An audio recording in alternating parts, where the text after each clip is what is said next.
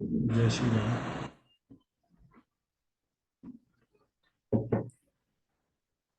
अभी तक जो कुछ भी हम लोगों ने दशा को लेकर स्टडी किया है, हम उसको और थोड़ा वेरीफाई करेंगे कुछ एग्जाम्पल्स के जरिए। और एक पराशर जी ने जो सूत्र दिया है दशा को रीड करने का, हम उसके बारे में बात करेंगे कि वो सूत्र क्या है, किस तरीके से काम करता है। तो पराशर जी का जो सूत्र है वो दशाफल अध्याय के अंदर दिया है, जो बृहद पराशर होरा शास्त्र में है। सूत्र है दशा आरंभे दशाधीशे। आप लोग लिख सकते हैं दशा आरंभे दशाधीशे लग्नगे शुभ द्रग्यते। दशा आरंभे दशा आरंभे दशाधीशे लग्नगे शुभ द्रग्यते स्वोच्चे स्वेभे स्वयमेत्रे वा शुभम तस्य दशाफलम। राइट। मैं दोबारा रिपीट कर देता हूं, आराम से आप लोग लिख सकते हैं। दशा आरंभे, दशा आरंभे आप लोग समझ पा रहे होंगे वो क्या कह रहे हैं। दशा आरंभे मतलब दशा मीन्स टाइम पीरियड, आरंभे आरंभे मीन्स बिगिनिंग, बिगिनिंग शुरुआत। लग्न के मतलब लग्न के विद रिस्पेक्ट टू वो बात कर रहे हैं। लग्न के शुभ द्रग्यते यानी कि जब दशा आरंभ हो रही है, at the time of commencement of दशा, what is the condition of dasha lord, what is the condition of dasha lord with respect to lagna, it is very important। ये पराशर जी एक सूत्र दे रहे हैं, बहुत इंपॉर्टेंट सूत्र है। फिर वो सेकंड लाइन में क्या कहते हैं, स्वोच्चे, स्वोच्चे यानी कि प्लैनेट अगर एग्जॉल्टेड है तो एक कंडीशन बनती है। स्वभे, स्वभे यानी कि स्वोच्चे मीन्स हो गया एग्जॉल्टेशन, और स्वभे मीन्स ओन साइन, अपने साइन के अंदर। स्वय मेत्रे, मेत्रे मीन्स मैत्र, फ्रेंड। तो स्वय मेत्रे मतलब स्वयं के, स्वयं के मित्र की राशि में स्वय मित्र। वा शुभम, वा शुभम तस्य दशा फलम, वा शुभम तस्य दशा फलम। अब यहां पर पराशर जी ने बहुत अच्छा सूत्र दिया है।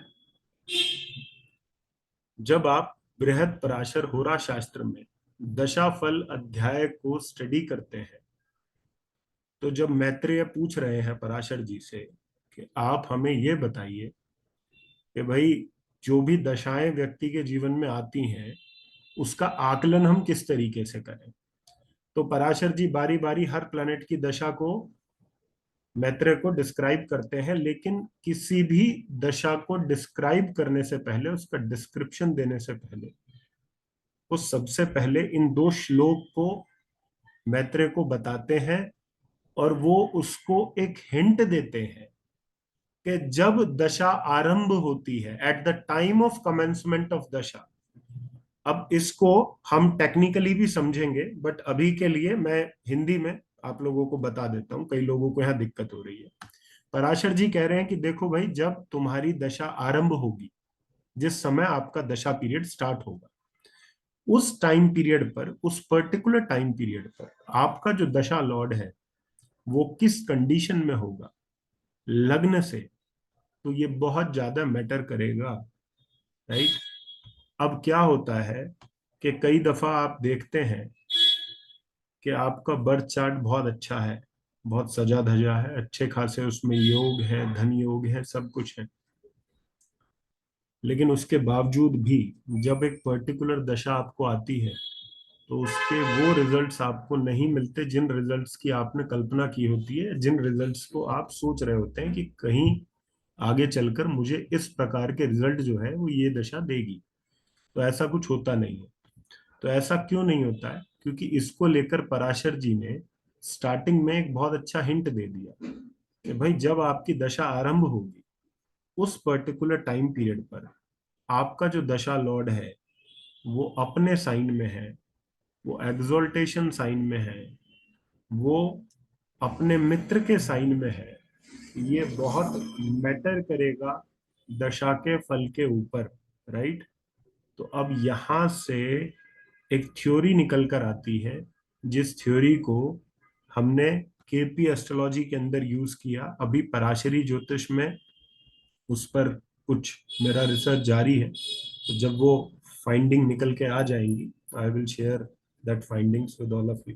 बट अभी हम महादशा तक स्टिक रहते हैं कि महादशा में पराशर जी कह रहे हैं कि जिस दिन आपकी दशा शुरू होगी, आप सब लोगों की कोई ना कोई दशा आरंभ होने वाली है, राइट? कोई ना कोई महादशा आरंभ होने वाली है। हो सकता है आप में से कुछ लोग ऐसे हों जिनकी कोई दशा आरंभ हो चुकी है, मतलब अभी रिसेंटली हो चुकी है, और कुछ ऐसे होंगे जिनकी आरंभ होने वाली है। अब यहाँ पर पराशर जी जो आपको हिंट दे रहे हैं वो ये कह रहे हैं कि उस डेट को नोट कर लीजिए जिस डेट पर आपकी ये दशा आरंभ होगी, राइट?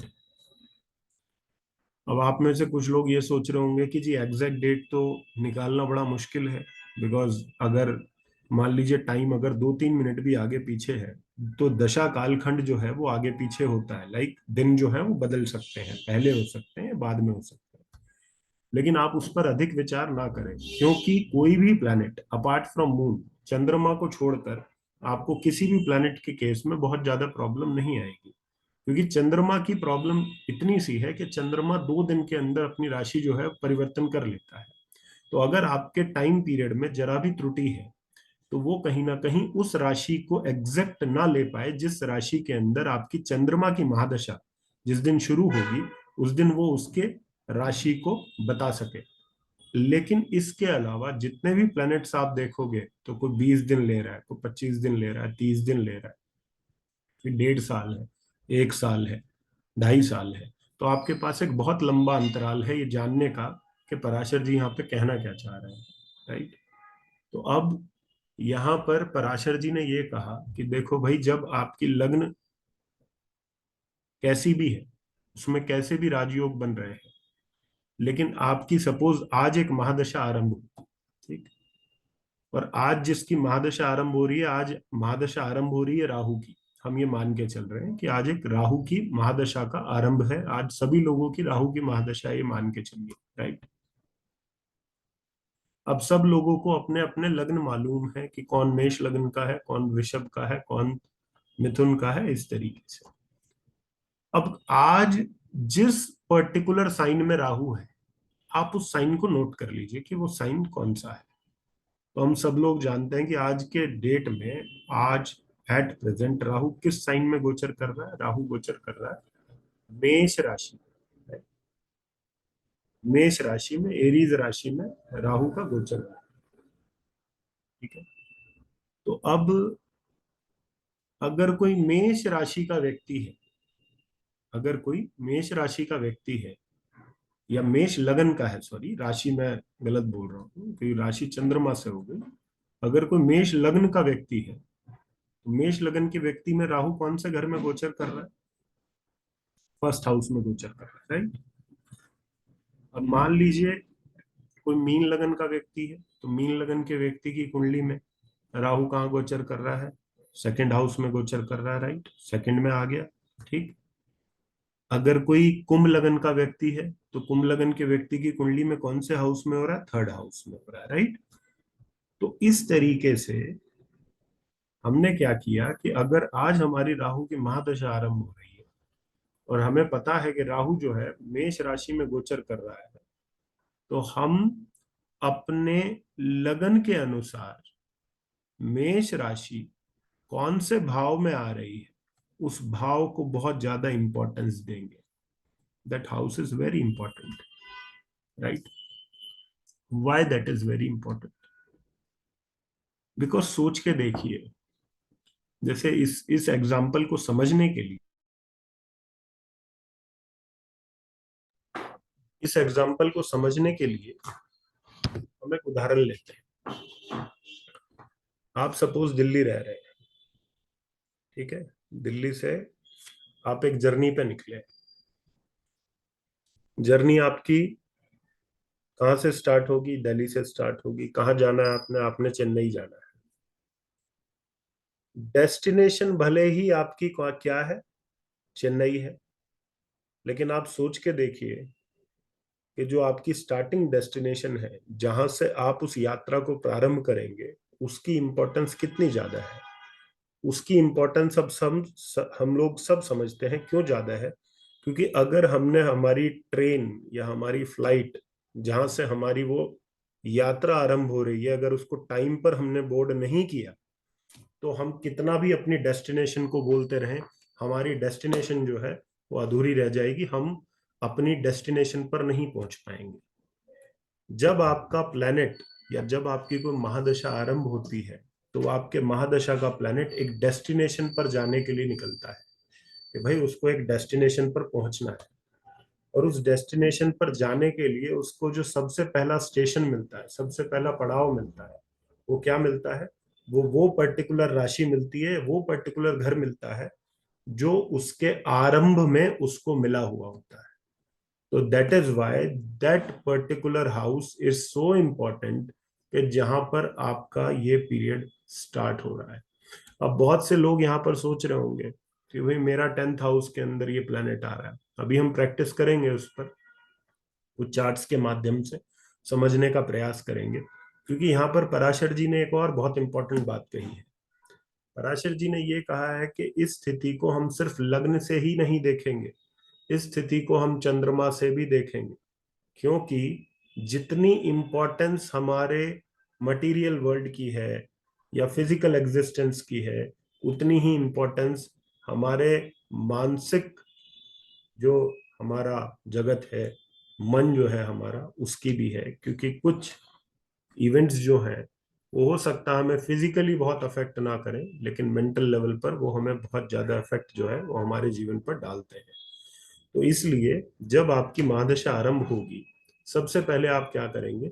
सबसे पहले आप उस दिन का चार्ट बनाएंगे जिस दिन ये महादशा आरंभ हुई, और उस चार्ट को बनाकर आप ये देखेंगे कि वो महादशा का प्लेनेट आपके कौन से घर में आ रहा है। अब जब बात हम घरों की करते हैं, तो आप समझते होंगे कि घरों को लेकर जो हमने कैटेगराइजेशन किया हुआ है, वो 3 या 4 तरीके से मुख्य रूप से उसको कैटेगराइज किया हुआ है। कैसे? जैसे केंद्र हाउसेस है, केंद्र में हम लेते हैं 1, 4, 7, 10, दैट इज केंद्र हाउसेस। जब बात त्रिकोण की आती है, तो we take mainly 5th and 9th, sometimes we include first also, right? तो 5 and 9, 1, 4, 7, 10, ये दो किस्म की कैटेगरी हो गई। Now comes the upachaya category which is 3, 6, 10, 11। अब 3, 6, 10, 11 के अंदर हम सब लोग जानते हैं कि मान लीजिए आप में से किसी व्यक्ति की राहु की महादशा आज आरंभ हुई है, राइट? और वो व्यक्ति कुंभ लगन का व्यक्ति है, ठीक है? तो राहु कौन से घर में आया? 3rd हाउस में आया। तो अब 3rd हाउस को हम राहु के लिए कैसा कंसिडर करेंगे? as per classics या as per studies, how we consider Rahu in the 3rd house? We will consider Rahu in the 3rd house is a good placement. Why? Because it is a malefic planet, and malefic planet are very good in Upacha Bhav 3, 6, 10 and 11. So it is a good placement, right? तो एक ये category हो गई। अब दूसरी category क्या हुई, या जो फोर्थ कैटेगरी जिसको हम बोल सकते हैं, दैट इज द त्रिक houses category which is 6th house, 8th house and 12th house, right? तो मुख्य रूप से जो सबसे ज्यादा जो हम लोग जिस पर विचार करेंगे, वो कौन सी कैटेगरी है? वो 6, 8, 12 वाली कैटेगरी है। क्योंकि सब लोगों को रहेगा, अरे मेरा 6th में आ रहा है, मेरा तो 8th में आ रहा है, मेरा तो 12th में आ रहा है, राइट? लेकिन इंसान की विडंबना सिर्फ यहीं पर खत्म नहीं होती कि उसको लग्न से अच्छी प्लेसमेंट मिल गई। हो सकता है कि आप में से कुछ लोग ऐसे हैं जो कुंभ लगन के व्यक्ति हैं, और तो कुंभ लगन के व्यक्ति को आज की डेट में राहु की महादशा जो प्रारंभ हुई, उसमें लगन से प्लेसमेंट क्या मिली? 3rd हाउस मिल गई, राइट? 3rd मिली। तो it means that is a good placement as far as your physical world is concern, जो मेटीरियल वर्ल्ड कह सकते हैं, फिजिकल वर्ल्ड कह सकते हैं।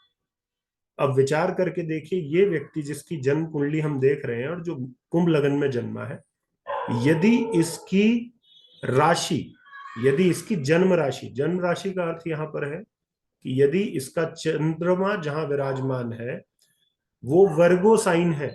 कौन सा साइन है? वर्गो साइन है। Now see where this Rahu is falling from Virgo, it is falling in the 8th house. Success मिल रही है, प्रोस्पेरिटी आ रही है, सब कुछ आ रहा है, लेकिन मन क्या है? मन बिल्कुल खत्म हो गया। मानसिक रूप से पीड़ाएं जो है वो निकल निकल के आ रही हैं। मानसिक रूप से जो स्थिरता है वो व्यक्ति को नहीं मिल पा रही है, राइट। इसलिए पराशर जी साफ साफ कह रहे हैं कि सिर्फ लगन से नहीं देखना है, चंद्रमा से भी इस पोजीशन को नोटिस करना है। Only then you will be able to recognize and predict definitely that how this dasha is going to be, right. और एक और बात, एक और बात बड़ी इंपॉर्टेंट है। नाउ 6, 8, 12, ठीक है। अब 6th हाउस को तो चलो हम पढ़ चुके हैं, समझ चुके हैं कि अगर हमारी मंगल की महादशा है, सूर्य की महादशा है, राहु की महादशा है, शनि की महादशा है या केतु की महादशा है, तो एक चीज तो हम सब लोग समझते हैं कि 6th हाउस में इनमें से किसी भी प्लैनेट का होना पराशर जी ने वेलकम किया है, क्योंकि इन्होंने कहा है कि मैलेफिक प्लैनेट तीसरे घर में, छठे घर में, 10वें घर में और 11वें घर में अच्छा रिजल्ट व्यक्ति को देते हैं, क्योंकि व्यक्ति कहीं ना कहीं चैलेंजेस से लड़ने की शक्ति जो है वो इन भावों में जुटा पाता है जब एक मैलेफिक प्लैनेट यहां पर एंटर करता है। बट अभी जब हम दशाफल अध्याय पढ़ रहे थे और डिफरेंट डिफरेंट महादशा में अलग अलग अंतरदशाओं के रिजल्ट देख रहे थे, तो जितने भी बहुत ही ट्रेजिक रिजल्ट्स हमें देखने को मिल रहे थे वो वहां देखने को मिल रहे थे जब कोई प्लैनेट 8th में था या 12th में था, राइट।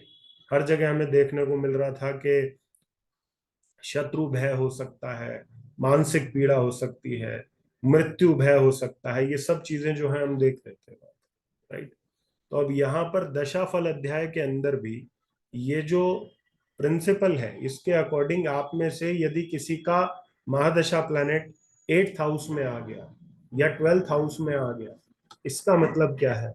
इसका मतलब ये है ये सारी दशा खराब हो गई। पराशर जी अगर बोल रहे हैं तो इसका मतलब तो ये हो गया कि दशा जो है खराब हो गई। नहीं, दशा खराब नहीं हुई।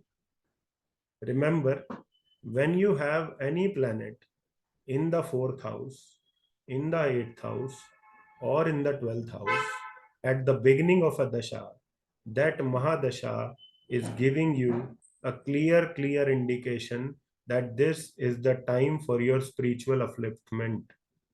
It is the Moksha Trikona, it is the 4th house, 8th house, and 12th house. Why it will give you pain? Being in the 8th house and being in the 12th house, why it will give you pain? Because instead of uplifting yourself spiritually, you are running towards the material plane. आप अपने को spiritually uplift करने की बजाय आप अपने materialistic plane के बारे में ज्यादा विचार करेंगे, ये दशाएं आपके लिए अत्यंत पीड़ादायक हो जाएंगी। Otherwise there can be a bliss, there can be ecstasy, there can be a joy of being spiritually uplifted, right. तो जब भी आपका ये पीरियड आए जहां पर आपको दिखे कि प्लैनेट चौथे घर में है, 8वें घर में है, 12वें घर में है, means that is the time for spiritual awakening, right. अब बहुत से लोगों के मन में एक प्रश्न आएगा कि हमारी जो दशा है, हमारी जो दशा है वो दशा लॉर्ड हमारे लगन से 11th हाउस में, राइट। दशा हमारे लगन से कौन से घर में है? 11th हाउस में। लेकिन चंद्रमा से कौन से घर में है? 8th हाउस में। अब यहां तो आदमी दो दो जगह फंस गया। एक तरफ तो उसका चार्ट उसको कह रहा है कि भाई इस मटेरियल वर्ल्ड में जाओ और जो तुम्हें प्राप्त करना है कर लो, ये दशा तुम्हारी हेल्प कर रही है सब प्राप्तियों को करने में। वहीं दूसरी तरफ दशा ये कह रही है कि इस दशा में आपको मानसिक पीड़ाएं भी होंगी। अब यहां तो फंसा दिया आदमी बेचारा, वो इधर का भी नहीं रहा इधर का भी नहीं रहा। वो सोचे कि मैं प्राप्त करने जाऊं तो इधर फंसूंगा, और अगर मैं इधर फोकस करने लगा तो उधर मेरी प्राप्तियों का क्या होगा जो दशा मेरे को देने वाली है। अब यहां पर प्रश्न ये उठता है कि एक व्यक्ति को प्रोसीड कैसे करना है। उसको बहुत सिंप्लीफाइड वे में डिफाइन किया गया है कि भले आप प्राप्तियां कितनी भी कर लो, भले ही आप अचीवमेंट्स कितने भी ले आओ, लेकिन मानसिक रूप से उन अचीवमेंट्स के साथ में बंधो मत। मानसिक रूप से उन अचीवमेंट्स का भोग मत करो। वो अचीवमेंट सिर्फ आपके मटेरियल लेवल तक थी, आपने ली, उसको अचीव कर लिया। अपने मन को उसी तरीके से ट्रांसफॉर्मेटिव वे में लगाए रखो। अपनी फिजिकल बॉडी को प्राप्तियों के लिए यूज करो, और जो मन है उसका जो डोमेन है उसको सेपरेट करके रखो। You will not have any problem. Now many of you must be finding this coming दशा very easy। क्यों? बहुत आसान क्यों हो सकती है कई लोगों के लिए? इसलिए आसान हो सकती है कि जब आपने अपने आने वाली दशा देखी तो आपने लगन से देखा कि लगन से कौन से घर में आ रहा है प्लेनेट, छठे घर में आ रहा है। चंद्रमा से कौन से घर में आ रहा है, 10वें घर में आ रहा है। तो आपको यह समझ में आया कि आपके ऊपर ईश्वर ने एक कृपा ये कर दी कि आपका लगन से भी उपचा भाव एक्टिव है और चंद्रमा से भी उपचा भाव एक्टिव है। यानी कि आप अपनी बॉडी को भी, अपने माइंड को भी कंप्लीटली अपने काम में, अपनी अचीवमेंट्स में लगाकर उस दशा के रिजल्ट्स जो है वो ले सकते हैं। That is what Parashar ji wants to say. इसलिए अब यहां पर बात यहीं पर खत्म नहीं हो जाती। पराशर जी यहां पर दो तीन बातें और बोलते हैं। वो क्या कह रहे हैं? स्वोच्चे, स्व ओच्चे, मतलब जब ये प्लेनेट कमेंस हुआ तो कमेंस होने के साथ हमें इस बात को जरूर देखना है कि ये प्लेनेट किस साइन में है, in which sign this planet is. For example आपकी मान लीजिए आज शुक्र की महादशा शुरू हो रही है, राइट? आप धनु लगन के व्यक्ति हैं, शुक्र की महादशा स्टार्ट है, एंड शुक्र is falling in the 4th house. Now अगर कोई धनु लगन का है और शुक्र चौथे घर में स्थित है, तो चौथे घर में वो कौन सी राशि के अंदर स्थित होगा? मीन राशि, द राशि ऑफ एक्सोल्टेशन। इसका अर्थ क्या है? इसका अर्थ यह है कि पराशर जी के कथन के अनुसार लगन से घर की जो पोजीशन है वो अच्छी है, और पराशर जी जो कह रहे हैं कि वो उसका उच्च राशि में होना या स्वयं की राशि में होना या किसी मित्र की राशि में होना व्यक्ति को अच्छे परिणाम जो है उस दशा में देगा, राइट? अब यहां पर एक और बात उठती है। पराशर जी ने एक और श्लोक दिया है, जिस श्लोक के अंदर उन्होंने कहा है कि अगर ये प्लैनेट नेगेटिव साइन में हुआ, यानी कि डेबिलिटेशन साइन में हुआ, डेबिलिटेशन साइन के साथ साथ ये अपने शत्रु की राशि में हुआ, तो भी व्यक्ति को उस दशा में अच्छे परिणाम मिलने में कठिनाई होगी। अब यहां पर एक और बात निकल के आती है। यहां पर पराशर जी एक और चीज कह रहे हैं। फॉर एग्जाम्पल मान लीजिए किसी की चंद्रमा की महादशा शुरू हुई, ठीक? सिंह लगन का कोई व्यक्ति है, चंद्रमा की महादशा शुरू हुई, चंद्रमा 10th हाउस में आ गया, ठीक? अब 10th हाउस में वो आ गया। 10th हाउस में कौन सी राशि है? वृषभ राशि है, एक्सोल्टेड साइन। तो पराशर जी कह रहे हैं, यहां पर मैं ये कह रहा हूं कि रिजल्ट अच्छे आएंगे, लेकिन वो कह रहे हैं कि आपने यहीं पर ही नहीं दशा का एनालिसिस खत्म करना, आपने आगे जाना है। आपको ये भी देखना है कि कौन सा प्लेनेट इस प्लेनेट को एस्पेक्ट दे रहा है। तो फॉर एग्जाम्पल जुपिटर मान लीजिए 6th हाउस में बैठा है, तो 6th हाउस में बैठकर वो अपना 5th एस्पेक्ट कौन से प्लेनेट पर डालेगा? मून पर डालेगा। तो मून जो है 10th हाउस में है, जुपिटर का उस पर एक बेनेफिक एस्पेक्ट आ गया, मींस कि वो स्वच्छ राशि में भी है, एक्सोल्टेशन साइन में भी है, एक अच्छे प्लेनेट से दृष्ट भी है। तो ओवरऑल आप ये कह सकते हैं ये दशा बहुत ही बढ़िया इस व्यक्ति की जाएगी, एक्सीलेंट इस व्यक्ति को इस दशा में रिजल्ट मिलेंगे, राइट।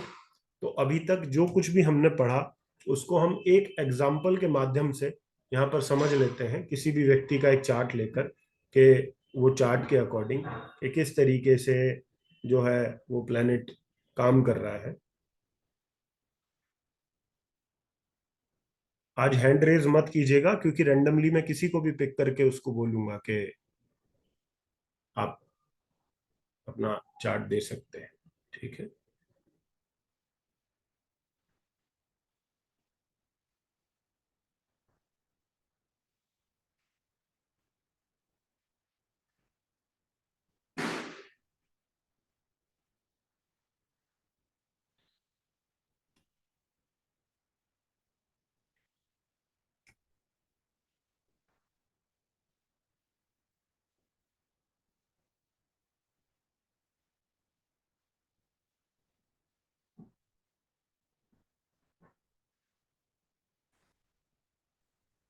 हाँ जी, साहिल वशिष्ठ, आवाज आ रही है आपको?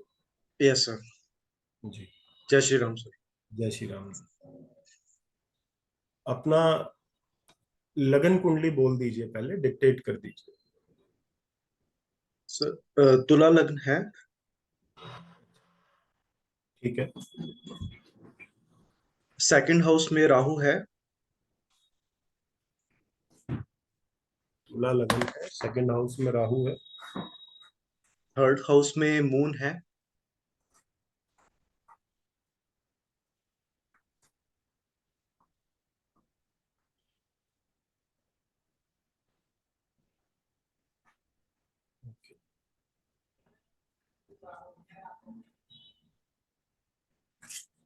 ठीक है। फिफ्थ हाउस में सैटर्न है।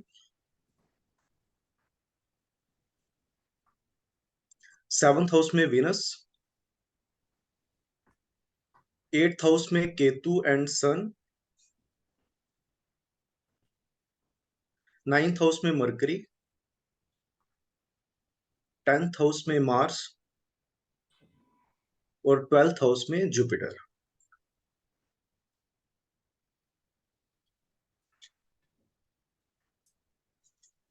और राहु की महादशा है। कब स्टार्ट हुई है? सर ये 2014। 2014, डेट बता सकते हैं? सॉरी 2015 में स्टार्ट हुई है ये। 8/7/2015। 8 जुलाई 2015। जी। अब आप एक काम कीजिए, अब आप यस। 8 जुलाई 2015 का चार्ट बना दीजिए।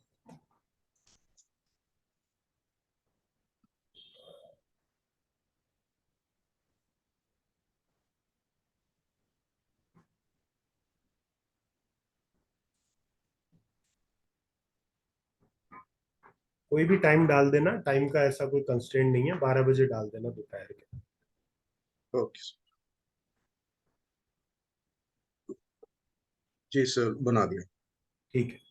अब राशि वाइज प्लैनेट्स को बोलिएगा और आप लोग क्या कीजिएगा, बाकी सब लोग एक खाली चार्ट बना लीजिए, खाली चार्ट बना लीजिए, जिस खाली चार्ट के अंदर आप बस लिब्रा लिख लेना, राइट। बस वहां पे लिब्रा लिख देना खाली चार्ट में, और उसके बाद में फिर प्लैनेट्स को प्लेस करना शुरू कर, ठीक है। हाँ जी, बताइए। तो सर सिर्फ राशि और प्लेनेट बोल रहे हाँ, राशि और प्लैनेट बोल। हैं। राहु है वर्गोस साइन में, कन्या राशि में। राहु है वर्गो साइन में, ठीक है जी। सैटर्न है स्कॉर्पियो साइन में। सैटर्न है स्कॉर्पियो साइन में। वीनस है लियो साइन में। वीनस है लियो साइन में, ठीक है। जुपिटर है कैंसर साइन में। Jupiter cancer. मार्स, मरकरी और सन हैं जेमिनी साइन में। मार्स, मरकरी और सन है जेमिनी में। मून और केतु हैं पाइसेस में। Moon and Ketu are in Pisces.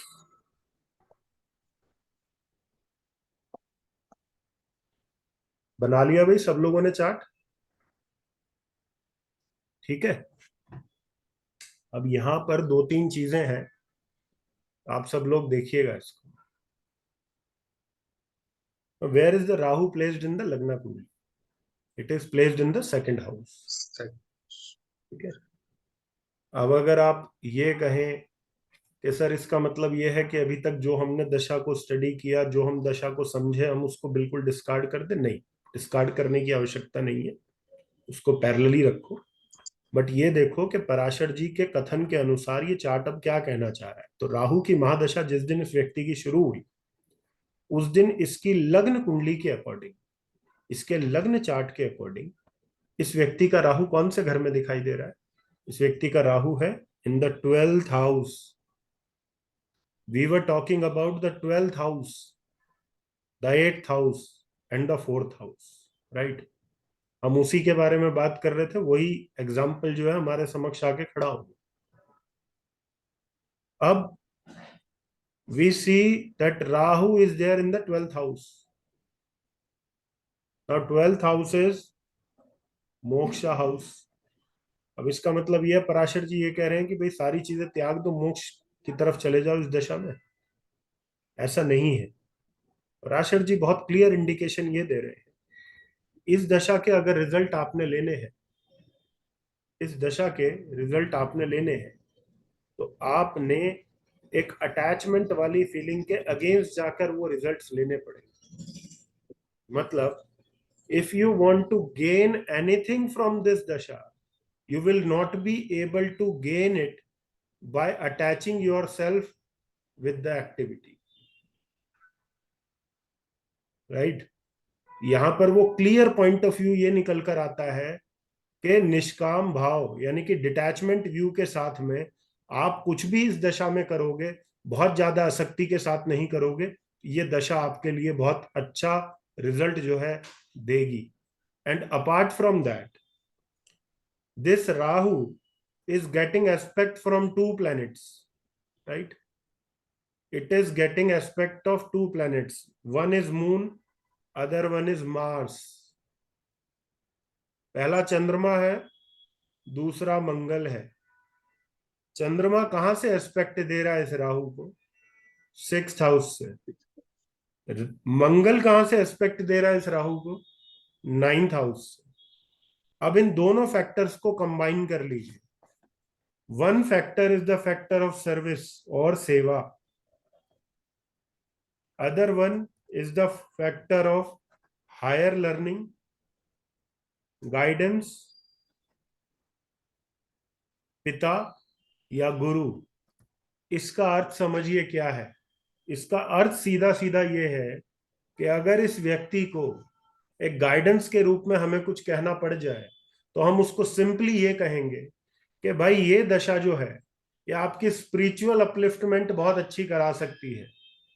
आपका आध्यात्मिक अनुभव जो है वो इस दशा में गहरा सकता है। और उस आध्यात्मिक अनुभव में आपकी सहायता कौन दो चीजें करेंगी? एक चंद्रमा करेगा जो छठे भाव में बैठा है यानी कि सेवा के द्वारा, और दूसरा पिता, गुरु या अपने द्वारा जो हम हायर लर्निंग लेंगे उसके द्वारा इस व्यक्ति का आध्यात्मिक अनुभव जो है वो इस दशा में इस व्यक्ति को हो सकता है। That is what we have to से।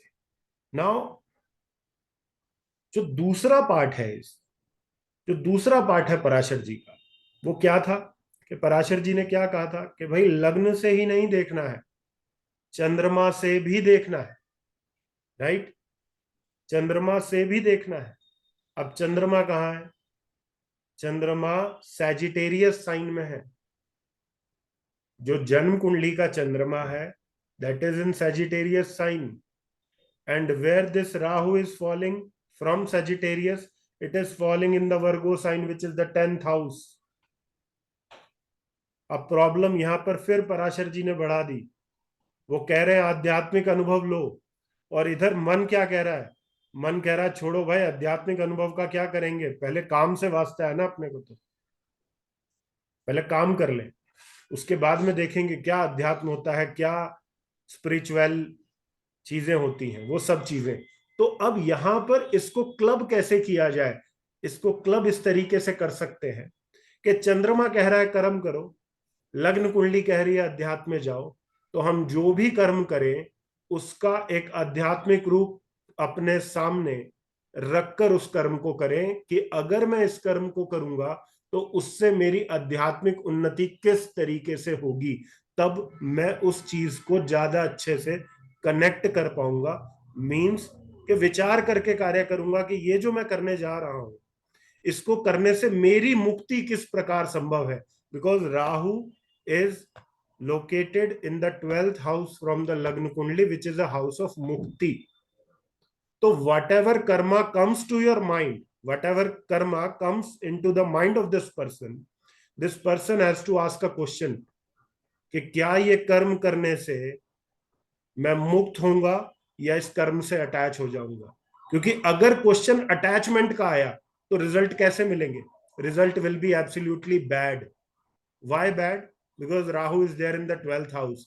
This person will have a gut feeling कि यार ये जो राहु की दशा मेरी आई है, ये मेरे को डिसअपॉइंटमेंट दे रही है, ये मेरे लिए कुछ नहीं कर रही है।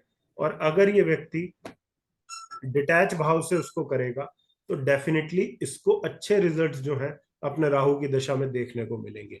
That is what Parashar ji is trying to say, right. तो पराशर जी ने एक बहुत अच्छा सूत्र जो है वो यहाँ हम लोगों को दिया है, जिसको हम यूज कर सकते हैं अपनी डे टू डे, जो हमारा, सॉरी डे टू डे बोल रहा हूँ, कि हमारी जो दशा है उसके अंदर हम किस तरीके से चेंज उसको कर सकते हैं। Sir, transit of Rahu will change after 1 year and so on. Then how we will judge the further period? We will not change Rahu's location from this Rashi to that Rashi. We will not change it. Why we will not change it? Let us go back to the story of traveling from Delhi to Chennai. जब हमने plane पकड़ा, तो जब plane में बैठ गए, तो it is the duty of the plane. अब एक बात बताओ, आप किसी को बताते हो, जब आप किसी के घर पहुंचते हो तो पूछते हो कैसे आए, आप बताते हो अरे मैं दिल्ली से आया। अब सोच के देखो कि आप दिल्ली से आए या आपका व्हीकल आपको दिल्ली से वहां तक लेकर आया। इट्स अ सिंपल क्वेश्चन जो आप पूछ सकते हैं ना खुद से, कि भाई आप आए वहां से वहां तक, या कोई माध्यम आपको लेकर आया वहां पर। वो जो माध्यम है जो आपको लेकर आया वहां से वहां तक, वो माध्यम आपका वही साइन है जिस साइन के अंदर आपकी महादशा शुरू हुई। दैट इज वाई दैट माध्यम और that vehicle is so important. इसलिए पराशर जी ने इस बात को नहीं कहा कि जब प्लैनेट अपनी राशियों को बदलेगा तो आप बदलती राशियों के पीछे पड़ जाओ। नहीं, उन्होंने कहा, उन्होंने वर्ड क्या कहा? दशा आरंभे दशाधीशे। नहीं तो वो एक वर्ड बोल सकते थे, वो बोल सकते थे दशा मध्य दशाधीशे। दशा मध्य मतलब कि दशा बीच बीच में कहा जा रही है, नहीं बोला उन्होंने। उन्होंने बोला दशा आरंभे दशाधीशे। अब ये हमारी अपनी सोच कहती है कि हम इस पर आगे कार्य करते हैं, या फिर हम इस बात को सही मान लेते हैं कि पराशर जी ने अगर कहा है तो कुछ सोच विचार करके कहा होगा, क्योंकि उनका इंटेलेक्ट जो है वो नो डाउट हमारे इंटेलेक्ट से कहीं ज्यादा आगे, राइट। तो यहां पर ये सूत्र का, सर एक हाँ बोलिए। सर इससे रिलेटेड मैं यही शेयर करना चाह रहा था कि ये जो चीज अभी हमने पढ़ी है, ये एग्जैक्टली मैंने ये ऑब्जर्व किया है इसी महादशा में कि ये जो एक डुअलिटी बहुत स्ट्रोंग थी मेरे में, दोनों तरफ का खिंचाव था, स्पिरिचुअलिटी की तरफ भी और अपने प्रोफेशन को लेके भी अटैचमेंट, और वो सफर किया मैंने नेगेटिवली उस चीज को लेके। और ये जब मरकरी की अंतर्दशा अभी स्टार्ट हुई है जुलाई से, तो उसके बाद से ऑटोमेटिकली ये, जब से मैंने वो डिटैच होके और वो एक स्पिरिचुअल पर्पस की तरफ, उस तरीके से मैंने जब अपने हर काम को देखना समझना और एक्ट करना शुरू किया है, तो मेंटल लेवल पर भी और वैसे भी मटेरियलिस्टिक लेवल पर भी बिल्कुल बैलेंस आउट हुई हैं चीजें। एग्जैक्टली बिल्कुल जो अभी ये समझा है हमने। वो आगे भी बैलेंस रहेंगी। बट इस जो जो डोर तुम्हें मिली है, मतलब जो थ्रेड तुम्हें मिला है, इस डोर को छोड़ना मत। बिकॉज क्या होगा, ये जो पाथ है ये बड़ा इंटरेस्टिंग पाथ है, इल्यूमिनेशन का पाथ है। यस। और ये क्या करता है, ये बीच बीच में आके ना कुछ चीजें तुम्हें ल्योर करेंगी। वो कैसे ल्योर करेंगी, वो अचानक से तुम्हारे हाथ में कोई उपलब्धि डाल देंगी, कोई अचीवमेंट डाल देंगी। और वो अचीवमेंट तुम्हें इसीलिए दी जाएगी ताकि फिर दोबारा से तुम इस बात को छोड़कर दोबारा से उस चीज को पकड़ लो। बट बिलीव मी, वो एक तरह का एक चकमा होगा। जैसे जैसे हम किसी को चकमा देते हैं ना, तो प्लेनेट भी उतने ही स्मार्ट है और वो भी उसी तरीके से चकमा देते। Don't get in that trap, ठीक है। बिल्कुल सर, ये जब से महादशा स्टार्ट हुई थी अभी तक एग्जैक्टली ऐसा ही हुआ।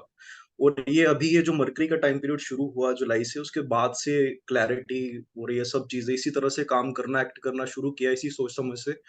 तो तब से मेंटल लेवल पर और मटेरियलिस्टिक लेवल पर बैलेंस हुई हैं चीजें। चलो बढ़िया है। All the best for your rest of the dasha. Thanks sir. चलो जी, अब नेक्स्ट एक एग्जाम्पल मैं आपको करवा देता हूं, और फिर हम बहुत ज्यादा इस सूत्र को बहुत ज्यादा नहीं खंगालेंगे, बिकॉज नेक्स्ट क्लास में भी इसका कुछ सूत्र स्टडी करेंगे। लेकिन क्योंकि हम दशा को स्टडी कर रहे हैं, मैं दशा को पैरेलली और कैसे आपने स्टडी करना है उसको लेकर एक बहुत अच्छा सूत्र एक और आपको देता हूं।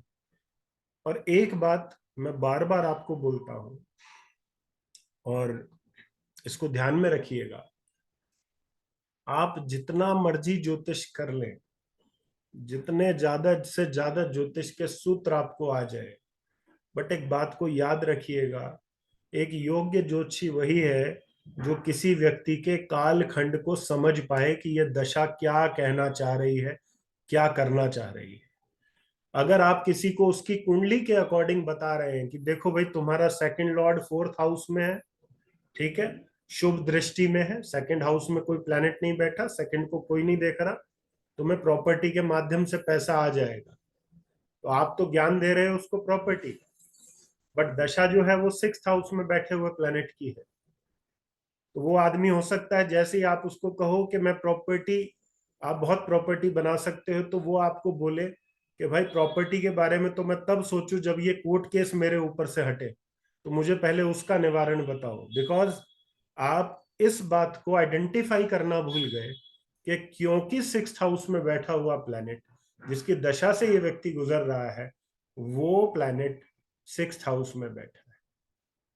और एक बात से और मैं आपको अवगत करा दूं, इस बात को समझिएगा, ये समझने का विषय है और अपने जीवन में उसको अनुभव करने का विषय।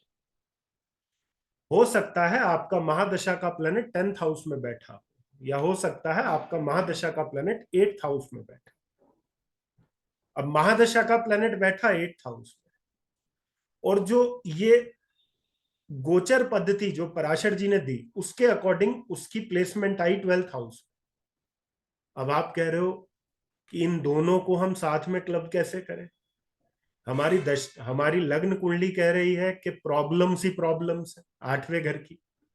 आप कह रहे हो कि अपलिफ्टमेंट ही अपलिफ्टमेंट है स्पिरिचुअल लेवल पे। तो इन दोनों चीजों को कनेक्ट कैसे करें। तो आप समझ के देखिए कि आपका चार्ट आपको क्या कह रहा है। आपका चार्ट और पराशर जी ये बताना चाह रहे हैं कि भाई ये जो 8वें घर का प्लेनेट है जो दशा में बैठा है ना, तो ये झूठ बोल रहा है। और जो मेरी पद्धति है जो कह रही है 12th हाउस के एक्टिवेशन जो हो रही हैं ना, वो गलत है। पराशर जी कहना चाह रहे हैं कि इस दशा में आपको इतना तोड़ा जाएगा, इतना तोड़ा जाएगा, इतनी प्रॉब्लम्स में डाला जाएगा कि उन प्रॉब्लम्स के चलते चलते चलते आपकी स्पिरिचुअल अवेकनिंग हो जाएगी। you will get so much of suffering, you will have so much of pain, that a state will come when you will realize then that pain is nothing, it's a state of mind. और जहां आपको ये realisation हो गया, आपकी spiritual awakening हो गई। ये आपको ये प्लेनेट बताना चाह रहा है, आपकी लग्न कुंडली का भी और आपकी दशा कुंडली का भी। इसलिए दोनों में से कोई गलत नहीं है।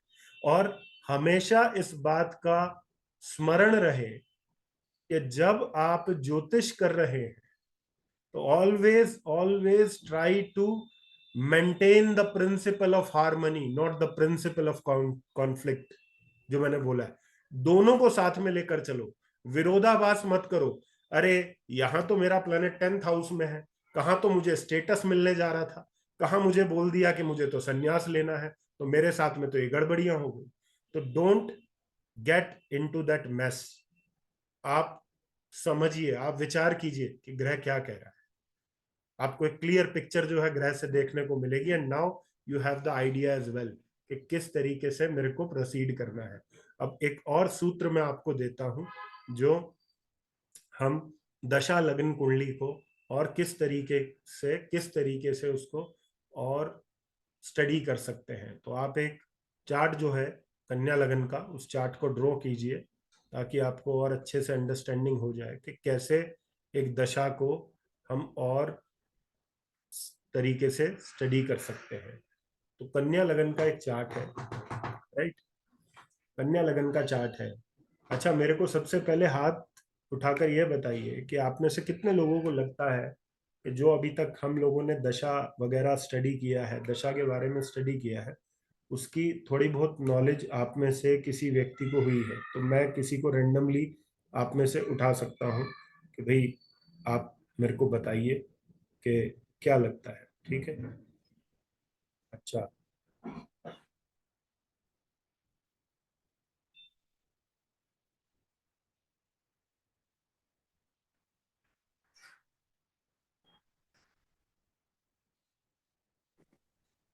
आप अनम्यूट कीजिए जेमिनी जी।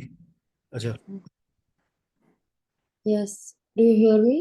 या I can hear. Yes. Namaste, sir. नमस्कार जी।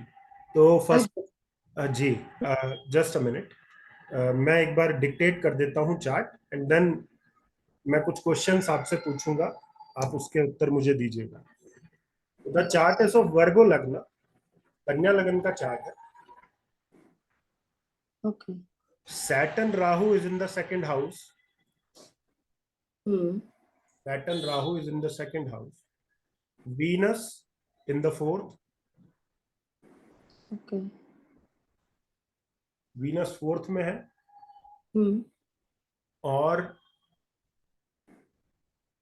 सन एंड मरकरी इन फिफ्थ।